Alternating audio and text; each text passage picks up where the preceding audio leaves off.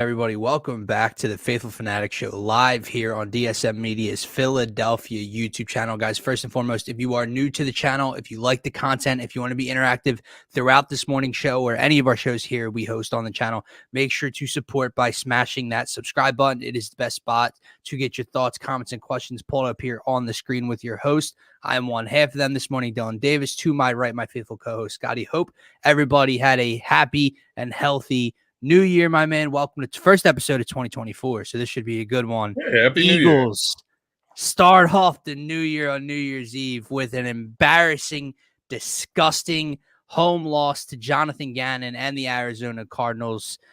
We're going to recap it. We're going to get into it all, where our mental state is on this team right now, where this team is as a whole right now, man, because it's a disaster. And not just that, but Joel Embiid returns to action last night with a big win over the Chicago Bulls. He keeps his streak of 30-plus points a game now at 15. So we're going to talk about all of it, man, but we're going to start with the Eagles. But Happy New Year, brother, and how are you doing? Happy New Year, my man. I'm doing probably as well as you can for an Eagles fan right now, I would say, to start the new year. But no, I'm happy for a fresh start here. Happy to continue the DSM content creation into 2024, and we'll see what this year holds, man. It can't be worse than 2023 when it comes to Philly sports heartbreak. So no, and 2022 wasn't far behind. So yeah, it's been a rough go of it over the last year and a half to 2 years, man, for us. But it's also been a lot of fun. So we have that. Three Philly teams get crushed right in their soul, right? This past year. So yeah, I'm hoping that somebody can bring some light here. Maybe the Sixers can get, to the Eastern Conference Finals or something this year and give us some life there. Or, maybe the Eagles can surprise us and make a run, or the Phillies, maybe they make some fucking moves in the offseason. We'll see though, man. We will see. Maybe the Flyers keep it up and make the postseason this year. Give the Flyers some credit. The Union, man. We gotta get somebody right this year. That's the thing. We've been too close. That's the New Year's resolution here on the show, is get one of these teams a guy. Yeah, exactly. We need to get right, man, in the new year. It would be one thing if the teams just weren't close. And I think that's like a conversation maybe most painful for part another day. But absolutely. Yeah, that's the part that hurts you the most, man. Yeah. Well, like, while it's fun and while not many other cities have, their pro football and baseball team both making it to the World Series and the Super Bowl in the corresponding couple months, and then the very next year start 10-1 and host the NLCS series to Game 7. Most cities don't have that, but at the same time, most cities don't know what that does to a person inside, especially when we're already a season that a city that has a losing history, right? Yeah. Like, the Sixers haven't won in forever. The Phillies are the most losing franchise, I believe, in pro sports since their creation. The Eagles have one Super Bowl to show for it. Like, it hasn't been a fun ride, man. So let's see what 2024 holds for us. But with that said, one team in specific that does not seem like they are going to get right in time for a championship run, unfortunately, are our Eagles, man. And I texted you this on New Year's Eve. If the season wasn't over in Seattle, or if we felt like the season wasn't over in Seattle and they could bounce back, all that hope, all that false confidence, that's gone. That's thrown out the window with what they did on Sunday afternoon at the Link, man. Let's start here. We could talk about Nick Sirianni. We could talk about Brian Johnson's play calling. We could talk about the fact that the Arizona Cardinals did not punt the football on Sunday. Matt Patricia, Sean Desai, the personnel. We could talk about all of it. The worst thing happened to me on Sunday afternoon, Scotty. Do you know what that is? What's that? This team made me not even care. I didn't care by the end of the game. Yeah. When we kicked that field goal, when Arizona had the ball, I didn't care if we got a 4th and goal stand and stopped them and won the game on the goal line. I didn't care if Jalen completed a Hail Mary. They made me not care about this football team on Sunday afternoon. And that was the saddest thing that this team could have done to me in that moment. because through all the ass kickings over the last couple weeks, through all of the heartbreak, I still cared. And I still thought, man, they're too talented not to turn this thing around. I can't believe that anymore, man. Maybe they will, and I'll be along for the ride. I'll watch every second of every game, the remainder of the season. I'll be there for the playoff. But I just don't care right now. And they did that, man.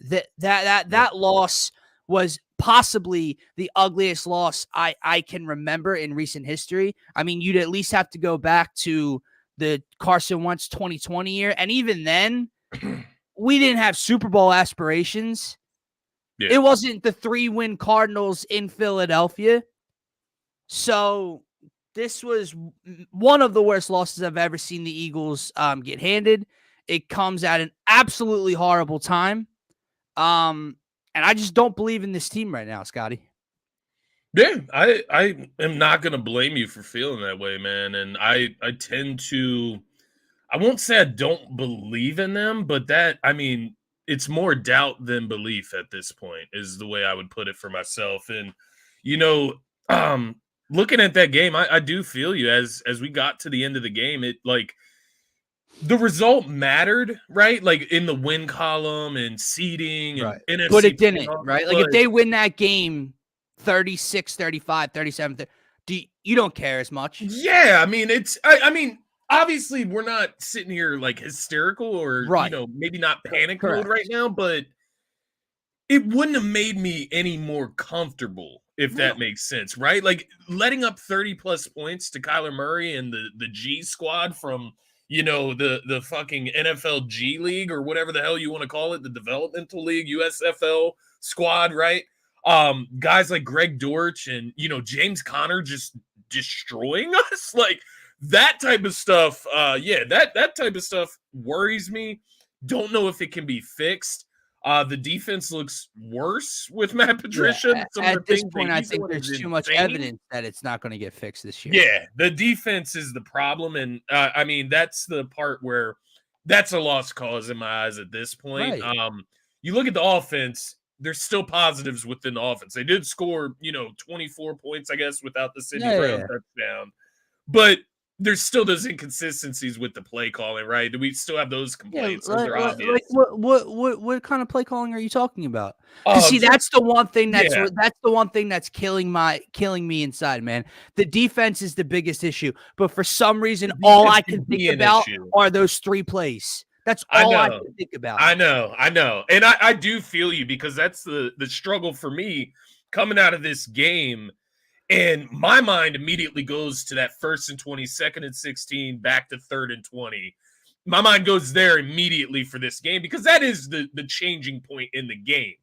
The defense consistently throughout the game was getting torched. That didn't change. But the offense becoming stagnant, not involving their weapons in the second half, that's where the problems and the frustration really, really comes out. Don't get me wrong. Watching Kyler Murray drive up and down the field on my defense is not great. Right. But I have watched this defense struggle at times throughout this year, especially with quick passing games and then not being able to stop the run. I've seen this the last few weeks to where maybe I'm just numb to it at this point, right? Like, don't get me wrong. I'm sitting there getting frustrated. I'm like, why the fuck is this guy wide open? Why is this guy open on 3rd down? But like we got to be the worst 3rd down defensive team in like NFL history because these guys just give up the most wild 3rd down conversions. They cannot tackle. I mean, how does Anthony Morrow start the season? We were so impressed with him. And then now this guy can't find he can't find his own head attached to his body. Like, this is how lost this guy looks on defense at times. You have Hassan Reddick dropping into coverage, man. Like, that defense is broken. But the most he has as an Eagle, I believe, in a single game. Matt Patricia had him. And why did he? How ironic, man. How ironic is this shit where why did Hassan Reddick want to leave Arizona? Right, because he wasn't being used properly. Because he was being dropped into fucking coverage. And then you drop him into coverage more than he has ever done in his career, or at least in his time in Philly, against Arizona. Like, what a fucking joke. Yeah. And this is the week This is the week after Hassan Reddick gets into the argument with Nick Sirianni on the sideline, right? Yeah. So, I'm getting confused with the drama moments because we've had so many with this team. I can't even correlate them to each week. No. Because there's just so much going on with this team, man. And to that point, there's this wild spectrum of what you could get from them in the postseason. And, that's where I'm like, okay, my belief isn't completely gone because I do think if the offense just magically turned up, if Jalen Hurts, maybe it's Jalen Hurts takes it into his own hands, starts changing play calls in the playoffs at the line, whatever, right? Like maybe he figures it out against this said team or blah, blah, blah. But there is also the reality that we won't be able to stop a leak on defense. Like we will give up over 30 points to the Cowboys or the 49ers. It will be a shootout. And so to that point, that doesn't give you a ton of confidence moving through the playoffs. But you do understand the talent level on the offense is there, right? They are still a top 10 offense statistically. But the inconsistency with the play call, and then you listen to Brian Johnson in his press conference yesterday, my brother, just say you were wrong. Say you made a mistake. Say you were wrong. That is what I want them to do at this point. It's pretty simple, man. Making excuses. Scotty, we've said this before. First and 20, not throwing the ball. Second and 16, not throwing the ball. It's one thing to try and trick a defense with a QB draw one time. You did it 2 times in a row, and this is not the first time they've done the same play 2 times in a row. And then you ran the same wide receiver screen to the backup running back. Kenny Gainwell, continues not to work. And then you get your number 2 wide receiver's ankle snapped, basically, because you have him lead blocking again when he's the one dude. He's probably the one skill position player that is not built to be a lead blocker on a screen pass. Anybody else, throw Julio over there, throw AJ over there, throw a tight end, whatever. And then they run screens to Smitty. It's like, dude, Smitty is not an after-the-catch type of receiver. He's a possession guy. He makes catches down the field. Like, it's so backwards, man. But you'll never see a screen pass to A.J. Brown. No. What the fuck? You'll never see a screen pass to DeAndre Swift. Week 1 against the Detroit Lions, and we watch slant, and he's chewing up that defense with big play after big play with running after the catch. You maybe get one A.J. Brown slant completion for a first down per game this year. Got one look in the second half. Maybe. Exactly. But Scotty, this is my problem, man. The defense, we know it's an issue. It's the biggest issue. It's what's wrong with this team. I mean, my God, you allowed over 200 yards on the ground, 221 to be exact, against the Arizona Cardinals. You allowed over 460 yards of total offense against this offense. They can't tackle. The fact that we were ever like a top 5 or 6 team against the run is just a completely false statistic and false narrative. This team is awful against the run. You talked about just Sean Desai or Matt Patricia not using this personnel the way they're supposed to. Hassan Reddick dropping back in coverage, but at the same time, the personnel not doing what they're supposed to anyway. They're the worst team on third down. This defensive line, I questioned it before this Arizona game. It's a problem. Scotty, it's a problem because it's where this team's built. It's where the first round resources go to. It's where the big money goes to, and they're not producing. When Hassan Reddick is on the line, the last 8 weeks he's been a ghost. Josh Sweat hasn't had a sack, and it feels like a century. Jordan Davis is apparently so out of shape he can't even stay on a football field. Jalen Carter has done nothing over the last couple weeks. Yeah, he had like the one sack because he got his hand on the back of Kyler's shoulder and he fell and he got him a sack. Jalen Carter hasn't done anything. Fletcher Cox and Brandon Graham are too old to consistently be on the field to have an impact. This defensive line is an issue. Yeah. But I just can't stop with the offense, man. Yeah, they had 31. To your point, they had a 99-yard pick 6. So the offense scored 24. The offense against the 32nd ranked run defense. Do you know what that means? 32nd. How many teams in the NFL? 32. The worst run defense in the National Football League. This offense had 91 rushing yards. 91 One. And then you think, oh, well, Jalen had a high completion percentage. They were moving the ball. Maybe he had a big day. No, he had under 185 passing yards on the day. There were no chunk plays. Yet again, we find ourselves not utilizing the middle of the field. Even when it works to A.J. Brown or Dallas Goedert for a play. Dallas Goedert started the game hot. They completely go away from it. Disappeared. DeAndre Swift runs you from 20 to 20. Scotty, not only do they not give DeAndre Swift the ball in the red zone, they completely take him off the field. It's disgusting. Kenny Gainwell gets every red zone snap after DeAndre Swift ran you down the football field and you were having some success. And here we are again. We talk about that first and 20 run, quarterback draw, 2nd and 20, quarterback draw, 3rd and 20, screen that gets your wide receiver injured to Kenneth Gainwell. It's the timing of it, Scott. You get conservative in that moment. You had a chance, with you knowing how bad your defense was this game, you had a chance to go and almost put this team away. And you didn't. You didn't. That's my problem. Yes. That's my problem, bro. A.J. Brown's the leading receiver, 4 catches for 53 yards. Are we fucking kidding? You mentioned it, 1 target in the second half. Dude, I was annoyed with A.J. Brown's, if you want to call him antics, right? Feeling like he's stirring up the locker room. He's leaking reports. He's not talking to media when it's his job. He's tweeting at fans and yada, yada. Like, I was frustrated because the team was losing. And it's like, dude, shut up. You go down with the ship. No, fuck that. Go in there, stir all the shit up that you want to, get in coaches' faces, call people out, because my God, this is disgusting to watch. Brother. You see him after the second quarterback draw, literally turn towards the sideline going like, what is happening? That's a joke, bro. And then to wrap it up, like you said, with Brian Johnson, we said this to start the year when Sirianni used to say stuff, when other Doc Rivers would say things to the media, to the fans. You can't fool this fan base, Scotty. You're not going to get away with lying or talking down to this fan base as if they don't know what they're watching or they don't know what they're talking about. So when you want to come out and try to excuse that set of play calling, it's not going to work, man. Do you know how much more respect I would have for Brian Johnson if he just put his hand up and said, yeah, that's on me. I need to be better. I'm blah, blah, blah. And then you start to see the things get fixed. That's the problem. You want to, I see D-Rab's point. We've sucked. I'm not completely out, man. They're in the playoffs. It's win and move on, right? I'm right there with you. But we've seen too much. And this, at what point is it the final straw? You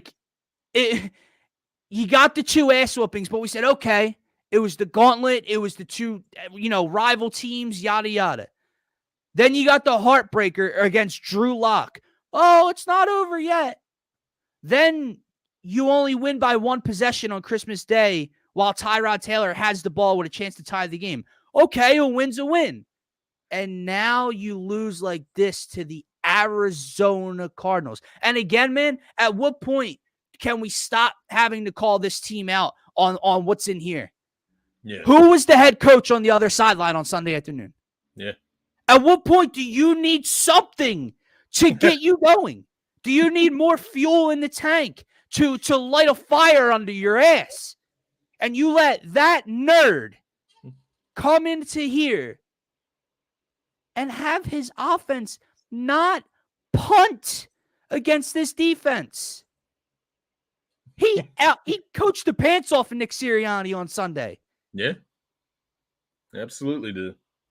Yeah, he had the comments after the game about the onside kick, and he basically he schooled Sirianni there as well, man. And it's funny, on that the onside kick and then the 2 QB draws. It's like, oh, now we're this conservative team now. Oh, like we've switched identities now, and that's the problem, man. We don't have an identity of like what we are. Like, are we a team that airs a team out? Are we a good passing offense, a great passing offense? Are we a good rushing offense, a great rushing offense? Do we like to pass the ball on third downs? Do we like to run we don't have like any type of consistency or any type of identity. And it's not to say that you need to, do all the same things and show all the same tendencies in the same situations, but you should have go-to plays. And that's my problem here, man. You got go-to players, but you don't have go-to plays to make plays at big spots. That's the problem, man. We know what their identity should be when they want to get it rolling, when they want to get it working like they did in the second half. DeAndre Swift's cutting it upfield for 10, for 12, for 15, and the crowd gets it. They get it rolling, and then they just stop it. And that's the part I can't live with. Not to mention everything they do is just basic, whether it's in the passing game or the running game. The running game, you know what it is? It's an inside zone or it's an outside. There's no creativity. There's no pre-snap motion. There's no misdirection. There's no counters. Nothing. Fake tush push, bro. Like the fake tush push. It was, I don't know. It was like corny to me. Like, I don't know about you. Like, maybe that is them taking a stab at creativity. But like a fake tush push out to a toss to the running back or whatever. To a left-handed throwing backup running back. Backup running back. And fine. He made the throw. Like, great play, sure. But like you can do that, but like you can't design a play to get the ball in like AJ Brown's hands. Like that's my problem, right? Like I'm looking at the Cowboys against the Lions, man. I just wanted to go look because AJ Brown is a funny dude.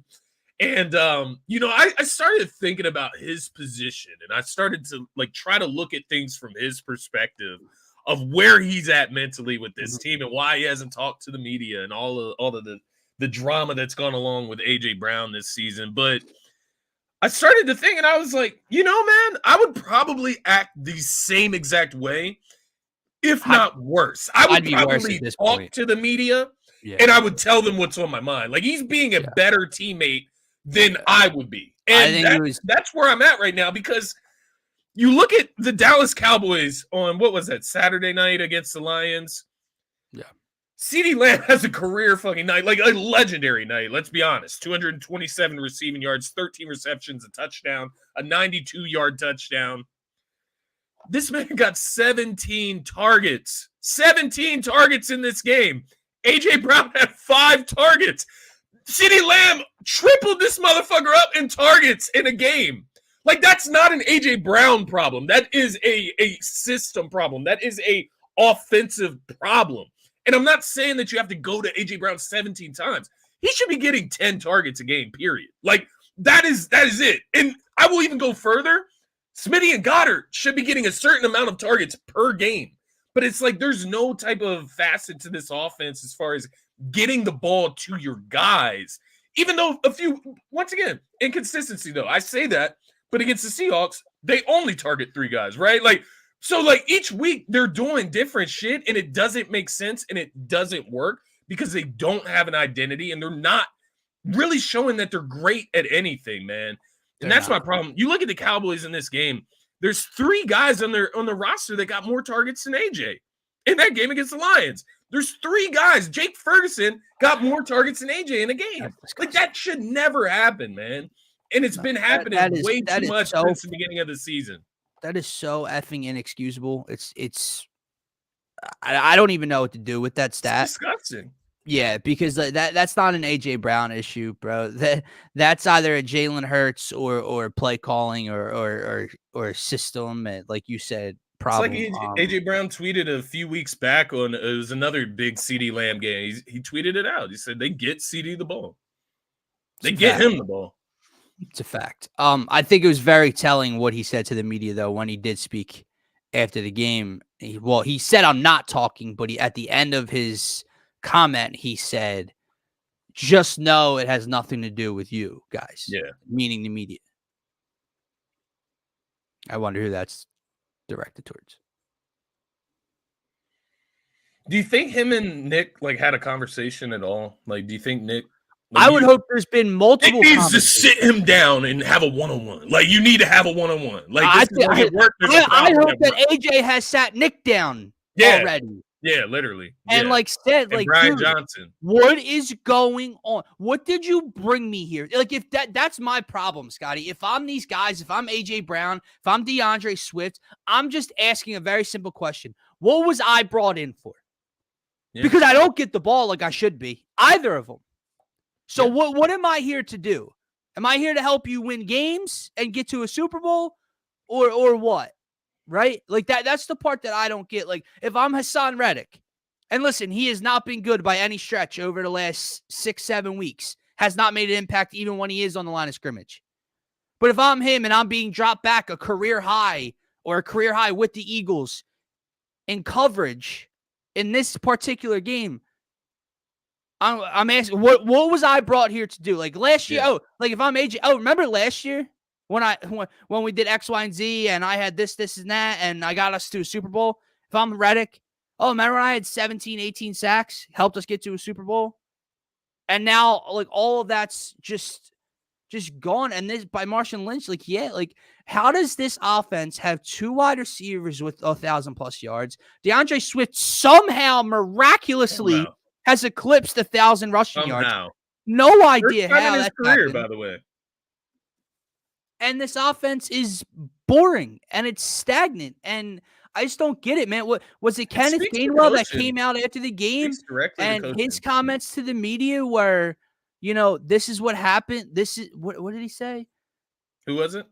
I believe it was Gainwell or someone saying this is what happens when practice habits. Sidney Brown. It was Sidney Brown. Yeah. Yeah. What is that? I want to know more. Tell me more about these practice habits. I don't think they hit each other. I think that's part of it. Maybe that's like an NFL-wide issue or whatever. I don't know, but obviously they can't. Right, tackle. But we seem to be the only team it somehow fucking affects. Yeah, we're the team that can't tackle week after week after week. And that's the thing, man. Like I do agree with like Darius's point from earlier, right at the beginning of the show, where he said, other teams are struggling as well, right? Like the Cowboys. They go back home. We think, maybe they should blow out the Lions right at home. They beat the Lions by 1. The 49ers lose to so-and-so a week back, right? Blah, blah, blah. But then I come back and I'm just but then they fixed it, right? Maybe we could. Maybe we could beat the Cowboys just because we know them. Like, maybe. It's a divisional game. But, like, if you somehow get to San Fran, man, we're, like... We'll see what's up with CMC injury. That's my issue, we're not stopping their run game. We're not stopping the run game, which means we are not stopping their offense, which means they will beat us. So, like, I don't know where that confidence could come back. That's my problem. I feel you, man. I do. I really do. I want to believe in this team. I want to see it, but like I've gotten to that point where. They let Drew Lock go 92 yards. They've let me down so many times. And, we're going to the postseason. One, they don't deserve home field advantage. Like, I don't care. Like, rest your starters in week 18. Like, do yourself a favor and take those guys off the field. Let them figure themselves out. Like, we've tried to play through it. It ain't working, right? Like, you've had the opponents to play through it, quote unquote, play through the trouble that you're going through right now. It's not working. Let's give these guys a break for this last week. It does not matter if San Fran loses. It does not matter. Because I'll tell you this, home field advantage does not matter at this point because the Eagles fans are so out on this team right now.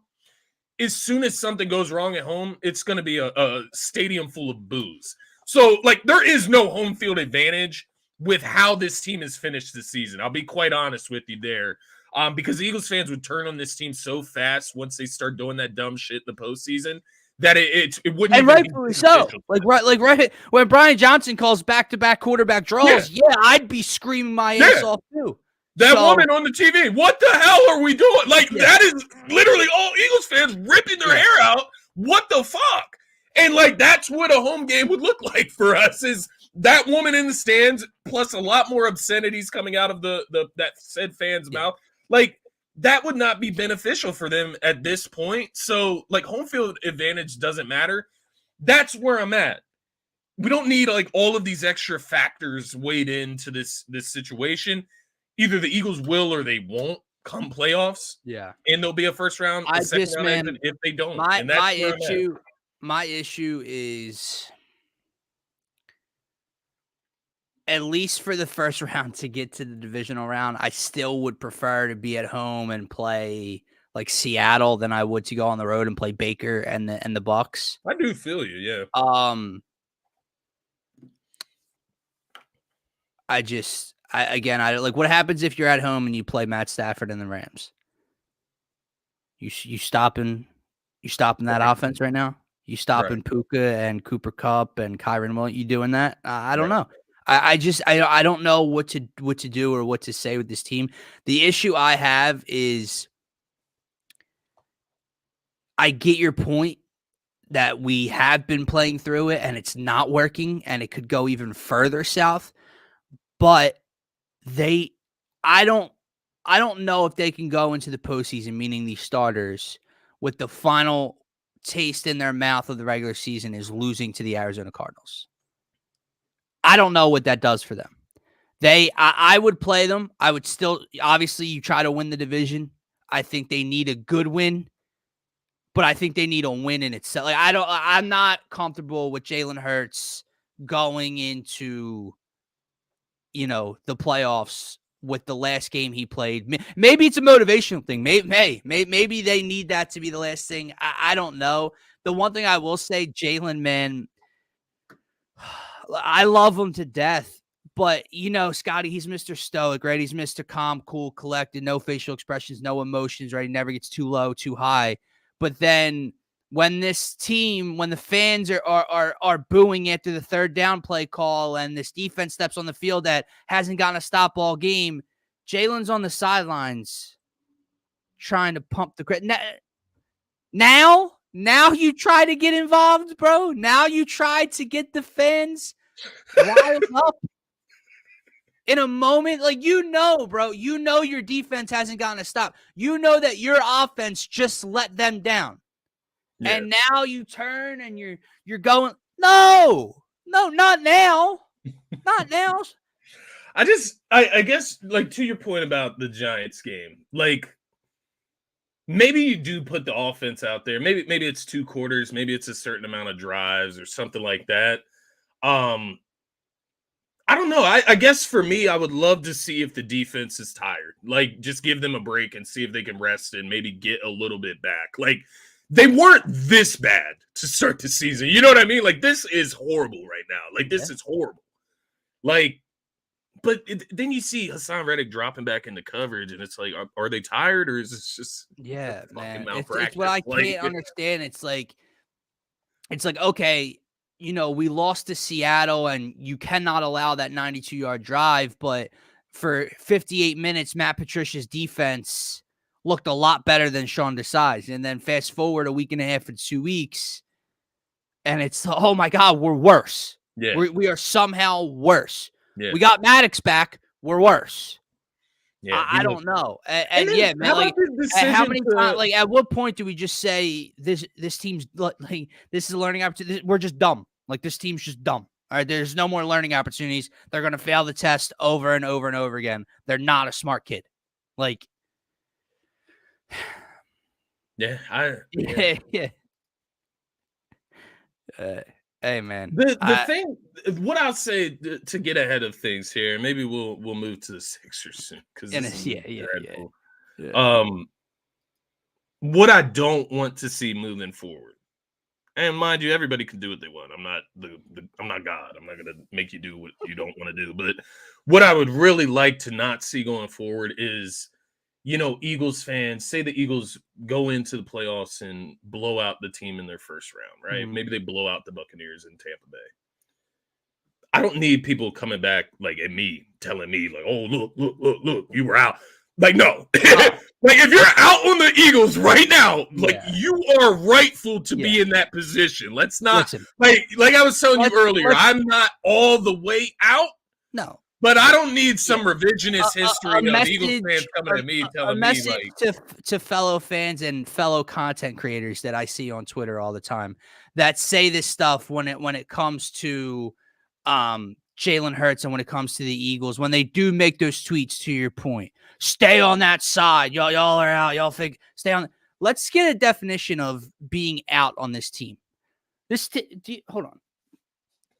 Do you see this?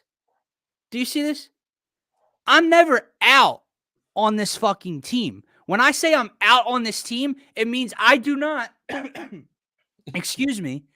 believe that they're good enough to win a Super Bowl. Yeah. That does not mean that's the goal. That does not mean that I, dislike this team or not going to watch and not going to root and scream and cheer and put my money on them, because I'm going to. It just means that I went from believing this was the best team in the league to not believing that. And hey, guess what? If you're one of those fans, if you're one of those content creators in Philadelphia that's stupid, you're a moron. I don't know what to tell you. There's nothing that you can take from this team to say they're still going to win this. No, do you know what you are? You're just one of those fans. You're just one of those homebodies that just screams at the top of your lungs that this team is going to win a Super Bowl every single year. That's all that is.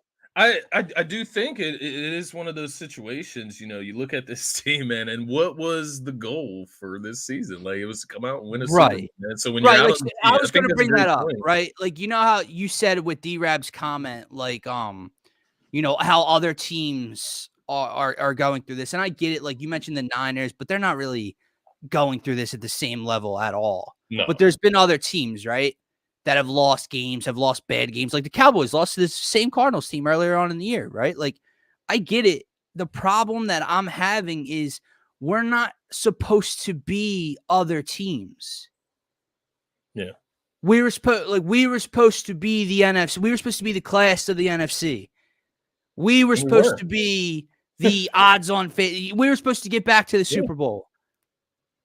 So, yeah, like, I'm glad you brought that up, man, because they're out there. You're going to see it today. You're going to see it today when people are tweeting out their frustrations after, Sirianni speaks to the media, or after A.J. Brown finally speaks, and people are going to be quote tweeting it and stay on that side when this team's back in the NFC Championship game. And it's like, shut up. Because just do there's nothing tangible you can take as evidence or proof that this team has what it takes to win this year. I hope to God they win each and every game the rest of the year and we get back to a Super Bowl. I just don't believe they're going to. Do you think that we undervalue Darius Slay at all? Do you think that that's part of what this disgusting showings have been the last couple of weeks? I mean, I think, listen, do I think Darius Slay has regressed with age and is the same as he was and doesn't make mistakes? Yeah, like Darius Slay has been a problem from time to time on this team as well. But I think, again, we sit here and we overanalyze and overreact to every bad play he makes. And then when a guy like Kelly Ringo or Eli Ricks makes a big play, oh, well, they're younger, play the younger guys. No. Like, listen, I know the one flag on Kelly Ringo should not have been called towards the end of the game. I know that. Kelly Ringo did not have a good day. Eli Ricks did not have a good day. Avonte Maddox got torched. James Bradbury did not. Nobody. Reed Blankenship. Sidney Brown had a 99-yard pick six. That was it. That's all that occurred on defense. Yeah. That was it. It was the only play made. Yeah, man. I think just if you go into a playoff game with Darius Slay, Avonte Maddox, James Bradbury, and you let Ringo play as well, or you let whatever, yeah. But to sit here, like, again, you mentioned it. The goal is to what? Win a Super Bowl, right? So all those people that are screaming to just play the young guys, we're just forfeiting a chance, in my mind, because you're not getting to a Super Bowl with Eli Ricks and Kelly Ringo in coverage this season. It's just not happening. So, yeah, I don't know. It was Sunday. Yeah, I mean, I told you after Seattle that I thought the season was over, but there was still so much time in the regular season left that you knew that wasn't going to happen, right? And then it's like I mean, come on, like you get this, and you're like, nah, and they beat the Giants. You're like, okay, there's a win. Sunday was it for my confidence, man. It was it. And again, I hope we get together for the first playoff game and throw back some drinks and put some money on the Birds, and we'll have fun, and I'll be screaming my head off for it. I just have to hope that the leaders step up in the locker room, man. That's the only hope I have left, is that somebody steps up in the locker room. I agree. My only, again, I know I keep sounding like a dick, but I think that's the biggest thing, man. The vibes are off. Like, it's not like, obviously they're 1-4 in their last 5. It's a slump. It's one of the biggest collapses in NFL history from a 10-1 team, like, ever. Literally the biggest collapse. My question to that, Scotty, though, would be like, why now? Why? How would they just step up? I'll answer your question. It is an excuse. I'll answer your question, and it's not me. That's not what I really think. It's just what it could be if I'm being like optimistic here. Just trying to get to the playoffs, right? And just trying to get back to the dance. And that's where they think that they can turn it on and play their type of. Maybe so. That's not saying that that's the case. I'm just saying maybe they're tired. Maybe they're bored. Like, you don't have a right to be bored, right? Like, I'm not saying that, but no. maybe.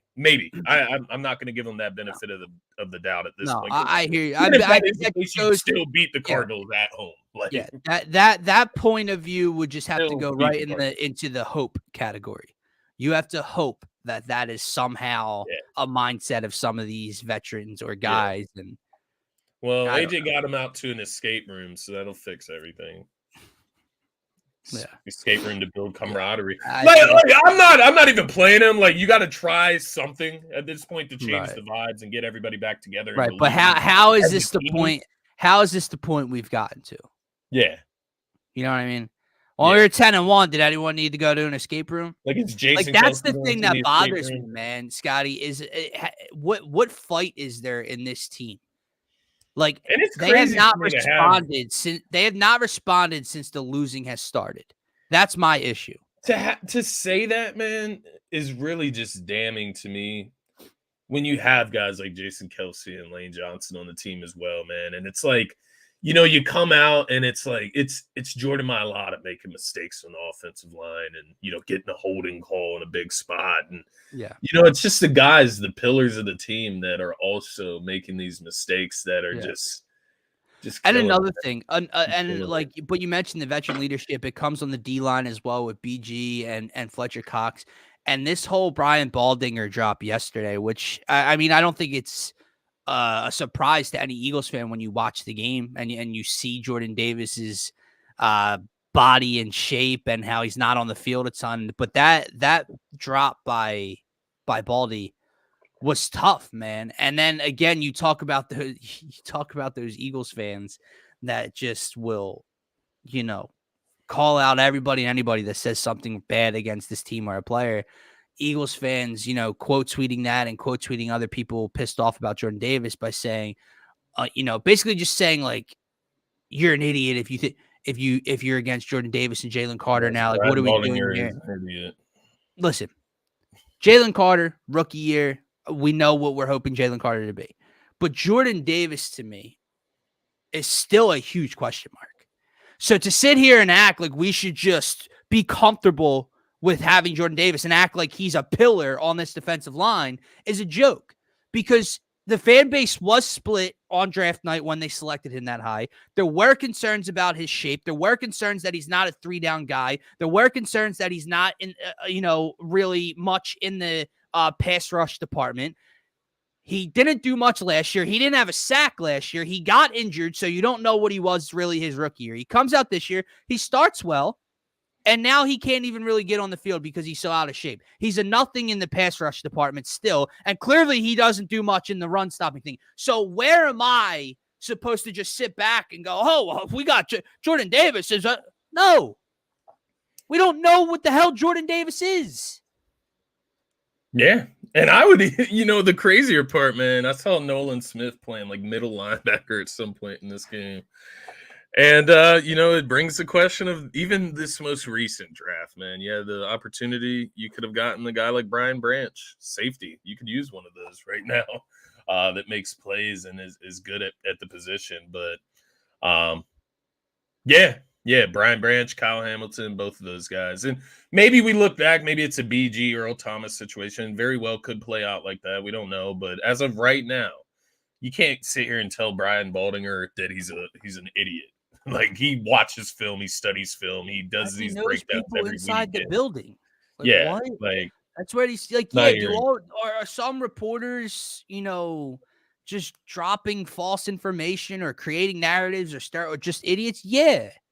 But I love our fan base to death, man. But we just sit here and some people just act like every report, like, you know how people, nobody hates Philadelphia sports more than the media. That's not true. Like, just there's It's just certain like individuals. yeah, it's certain one. I mean, like Marcus Hayes, I don't like him. Jeff Well, McLean. yeah. I mean, he said that number 11's the issue with the Eagles. Yeah, exactly. That's exactly what I was referring to. But I don't know, man. This team. Right. And to Marshawn Lynch's point, he's correct, right? It's a philosophy. How he was never going to draft the safety this year, last year. And I'm not even talking about Brian Branch, because Brian Branch was this year, right? He was the Jalen Carter draft, right? I don't have really, I'm still all in on the Jalen Carter pick. I'm talking about Jordan Davis, because there were, like, Jalen Carter got picked and we all loved it. Yeah.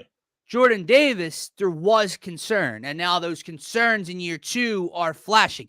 But to his point, they were never going to do it, but that is an internal issue. It's an internal issue at the linebacker position. TJ Edward walks. 3 years, 19 mil. You see what he's doing. Kazir White walks. You see what he's doing. Here we are with Ben Vandersmeren playing in week 17. I don't know. But then again, you know, we sit here and we complain about safety, but we go out and we trade for Kevin Byard, who we thought was in a Pro Bowl type of position player there. And to Marshawn Lynch's point, did he even play? I don't know. I didn't see him. But yeah, let's go here, man. Let's move on to some Sixers talk, because that's a rough 45 minutes. What a way to start 2024. But yeah, let's get into some Sixers talk now. Scotty, Joel Embiid returns to action last night at home against the Chicago Bulls. The Sixers get back in the win column. They are now 23-10 on the season. They have won 3 out of their last 4 games since we've kind of been away, man. And it's been a lot of positives, man. Even with Joel out of action, you had the win against the Magic, who were obviously exceeding their early season expectations. You go in there, you win by 20 on the road. You follow it up with the Rockets last Friday. And yeah, we could say what we want about the Rockets, but this is a depleted Sixers team on the road against a tough, gritty Rockets team. And they just fight back. Guys like Marcus Morris knocking down end 1 threes to take over and win this game. And then you win last night with Joel coming back and scoring 30 plus again. It's a fun time to be a Sixers fan. Yeah, agreed, man. Agreed. This is a great time to be a Sixers fan. Looking at where they're at right now. Wow, I didn't even realize Embiid finished with the triple-double last night. Yeah. In 3 quarters, by the way. In 3 quarters. So, yeah, man, they just look great. Obviously, Embiid missed a few games there with the ankle issue. Got to spend his holiday with the fam, which was fine by me, man. He's earned that, especially with what he's done here. But to come back, obviously, assert his dominance. This was a team that you were 0-2 against so far this season in the Chicago Bulls. Yeah, somehow. So maybe it's a matchup thing or something there. But Embiid comes back, asserts himself. Kelly Oubre looks great in this game. This is his best game since he's returned. Finally, I saw DJ Eastwood, another Sixers content creator. I saw him on his podcast talking about how we finally have a dunker in the dunker spot. Like, we finally have like a legitimate dunker in the dunker spot in Kelly Oubre, which is a great feeling. Tobias even finishes with 20 in this game.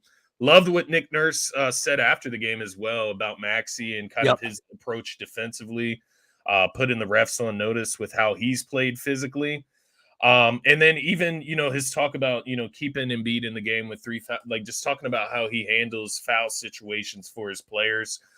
Just a really, really smart coach. And it's refreshing to have that.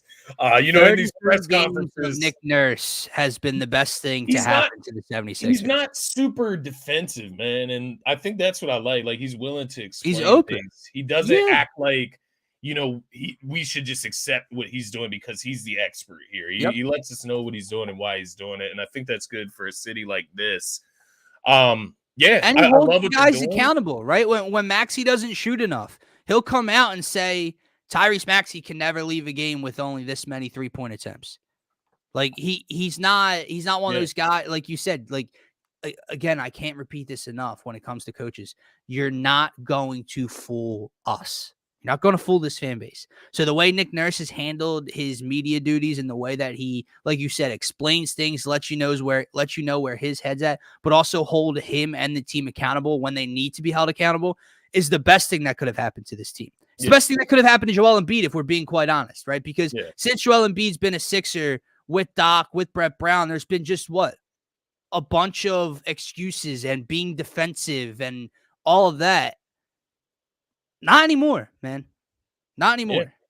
And now you have people talking about this the Sixers. I was listening to the Zach Lowe podcast the other day, and basically, the Sixers are looked at as this team that is very dangerous towards obtaining, guys that are going to be free agents. Like, they are a hot spot for free agents. They're going to have a ton of money, right, as far as having 2 max slots. So obviously give one to Maxey, and then they'll have a full max slot open. So a lot of talk, just around as we approach the trade deadline, how the Sixers situation is basically weighing on what the rest of the league is doing here, right? Like, you look at the Toronto Raptors, they trade OG Anunoby to the New York Knicks for Emmanuel Quickly and RJ Barrett, maybe a second-round pick or something like that. Yeah. I was listening to the Zach Lowe podcast, and he mentions how, the Raptors kind of made this move preemptively before the trade deadline, before they were locked into having OG throughout this season, headed into free agency, where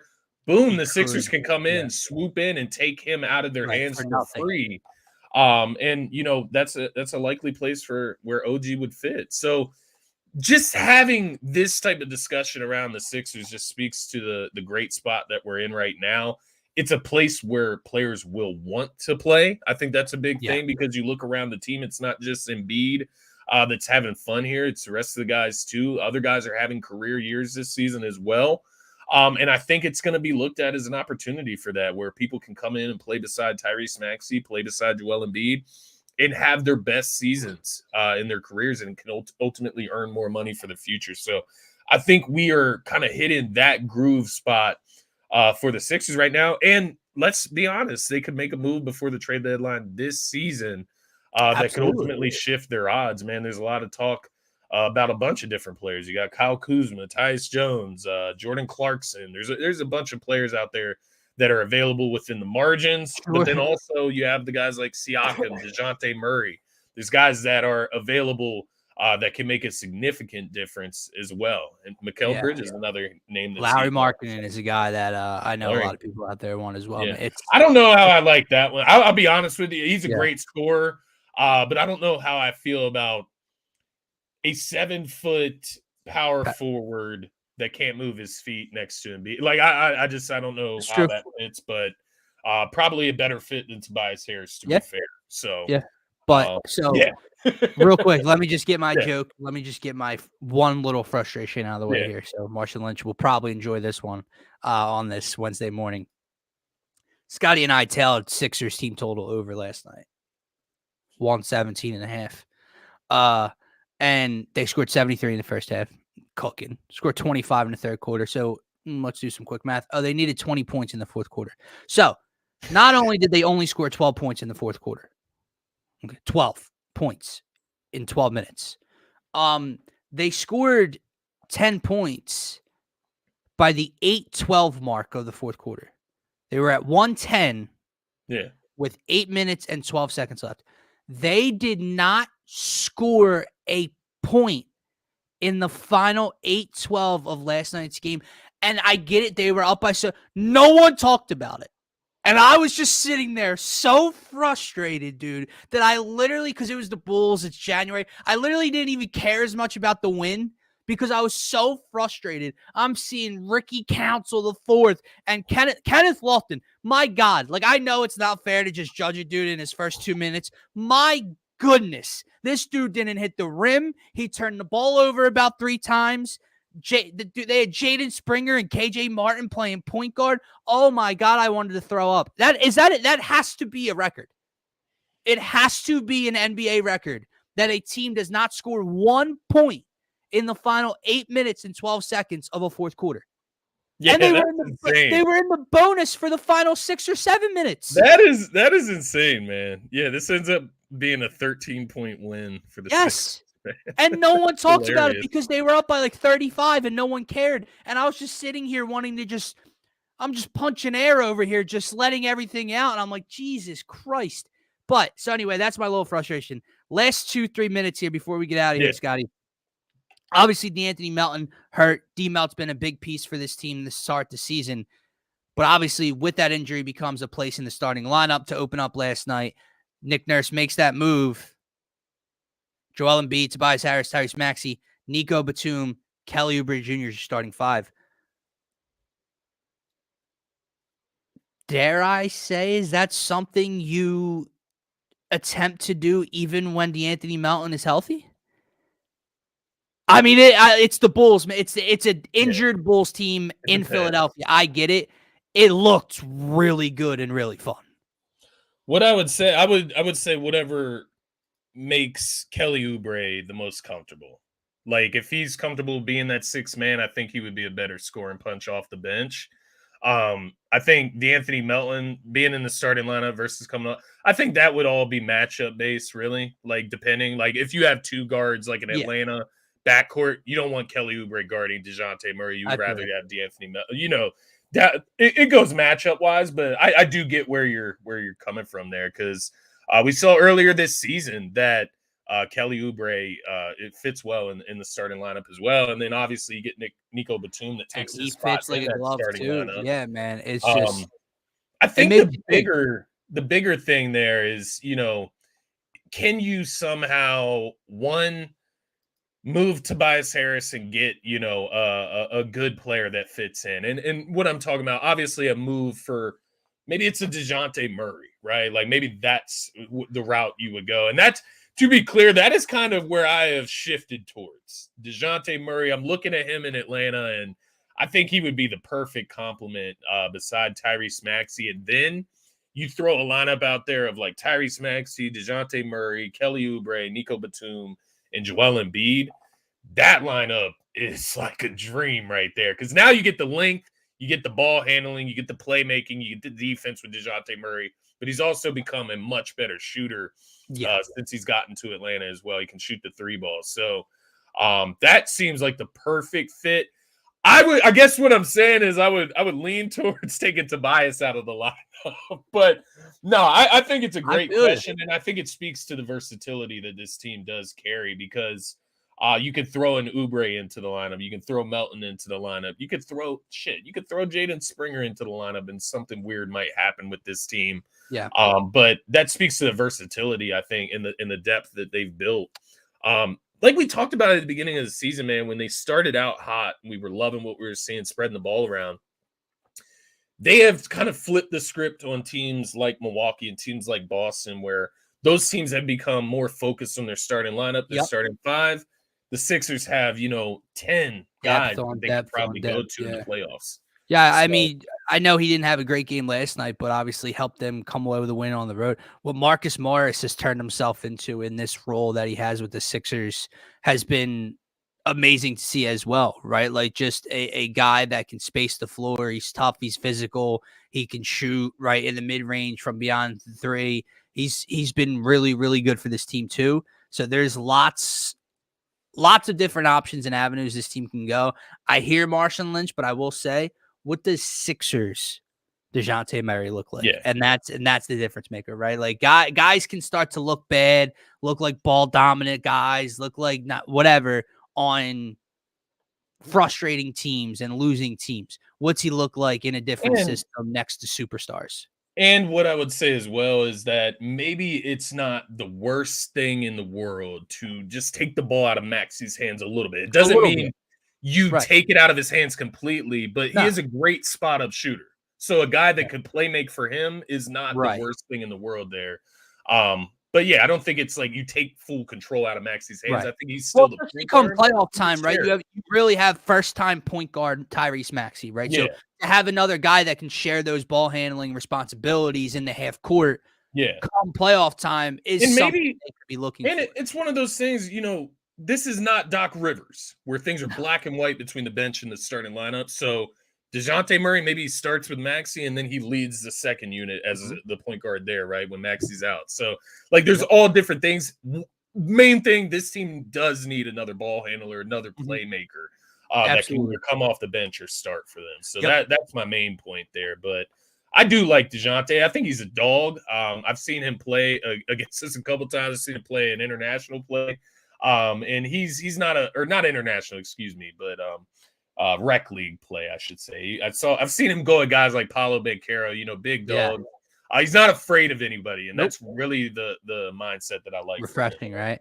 Yeah, man. I don't know what AJ plans to do if he's just sending out a tweet, something in his notes. I have no idea. I cannot wait to see what he is going to do. Yo, if he does it in a driveway, man, that's some elite trolling.